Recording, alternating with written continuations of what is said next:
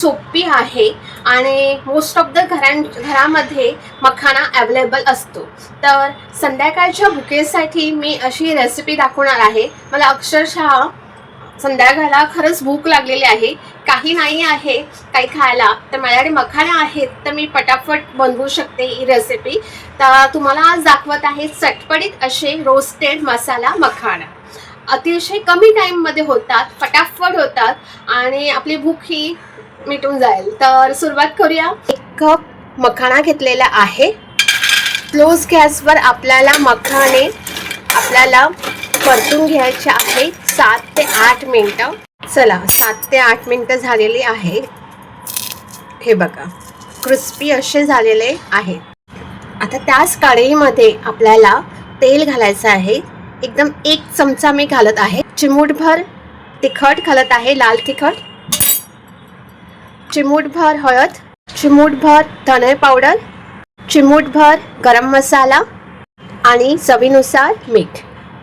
आणि आपल्याला स्लो गॅसवर आपल्याला हे मसाले तेलात पहिले परतून घेऊया. मसाले तेलात चांगले परतून घेतलेले आहेत. आता आपल्याला जे मखाणे आपण अगोदर ते कढईमध्ये परतून घेतलेले एकदम क्रिस्पी ते आपल्याला घालायचे आहेत 1 कप. आणि गॅसची फ्लेम वाढवते आणि मसाले चांगले मखाण्याला परतून घेऊया आपण.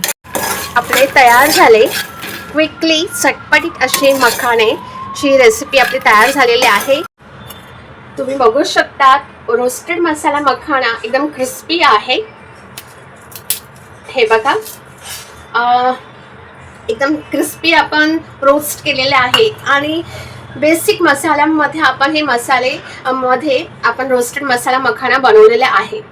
एकदम झटपट होतात. कमी टाईममध्ये तुम्हाला लहान मुलांच्या टिफिनमध्ये द्यायचं असेल तर हे बेस्ट असं ऑप्शन आहे. कारण का ॲन्युअल डे फंक्शन चालू झालेले आहेत, स्पोर्ट्सच्या ॲक्टिव्हिटीज चालू झालेल्या आहेत. तर 2-2 टिफिन द्यायचं असेल तर हे क्विकली अशी रेसिपी तुम्ही बनवू शकतात आणि मुलांना अतिशय आवडेल. कारण का पॉपकॉर्न सारखेच हे रोस्टेड मसाला मखाना आहेत. नक्की बनवा हे रोस्टेड मसाला मखाना. आणि आता मी रिव्ह्यू दाखवते. तुम्ही बघू शकता, आवाजानेच कळेल किती क्रिस्पी झालेला आहे.